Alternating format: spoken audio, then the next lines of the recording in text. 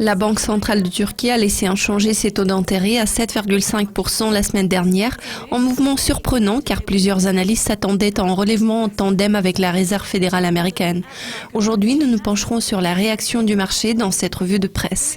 Cette décision a surpris les économistes qui avaient prévu une hausse de taux et une simplification de la structure de politique monétaire, comme c'était promis par la Banque centrale en août. La Banque centrale a également indiqué qu'elle suivrait l'exemple de la Fed si cette dernière relevait les taux le 16 décembre. Le gouverneur de la Banque centrale, Erdem Baski, ne cessait de signaler que la Banque centrale commencerait à modifier son taux directeur en rétrécissant sa fourchette de taux d'intérêt après la première hausse de taux de la Fed en près d'une décennie. Pourtant, le fait que la livre est restée stable après le relèvement de la Fed et les appels du président à réduire les taux pour stimuler la croissance économique ont renforcé l'engagement de M. Baski d'établir un cadre de politique plus simple. La livre turque a progressé à environ 2,94 contre le dollar juste après l'annonce. L'euro s'est établi à environ 3,20 contre la monnaie turque. Selim Kakir, chef économiste chez Turk Economy Bankası, a déclaré « La banque a réitéré sa vision accommodante et a ignoré ses messages antérieurs. La banque a gaspillé une occasion en or de réduire la volatilité dans la livre et d'ancrer les anticipations inflationnistes. » D'autres économistes ont salué la décision de maintenir les taux inchangés. Une hausse de taux aurait nui à la fois au sentiment à l'égard de la croissance économique et à l'expansion économique réelle via un refroidissement de la consommation et un ralentissement des investissements.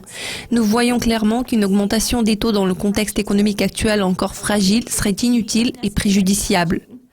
Le gouverneur de la Banque centrale, Erdem Baski, a fait valoir que la banque doit être flexible pour contrer les menaces économiques mondiales, tandis que les critiques soulignent que le manque de transparence au niveau de la politique ne fait qu'exacerber les ventes massives des devises des marchés émergents et se révèle inefficace dans la lutte contre une inflation toujours élevée. Il est probable qu'ils rateront l'objectif officiel d'inflation fixé à 5% pour une 5e année consécutive. Les économistes prévoient une accélération des prix à la consommation de 8,5% en termes annuels en 2015.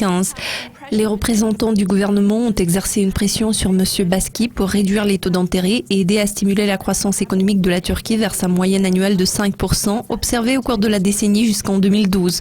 Depuis ce temps, le PIB de la Turquie progresse d'environ 3% par an. Juste après l'intervention de la Fed, le principal conseiller économique du président Erdogan, Yegit Bulut, a déclaré « Pour que les marchés fonctionnent de manière saine en Turquie, et comme Monsieur le Président le dit toujours, les taux d'intérêt doivent reculer. Il n'est pas question de relever les taux d'intérêt en Turquie. » Cela conclut la revue de presse dédiée à la Turquie. Je suis Sinead McLaughlin, merci de votre attention, restez à l'écoute.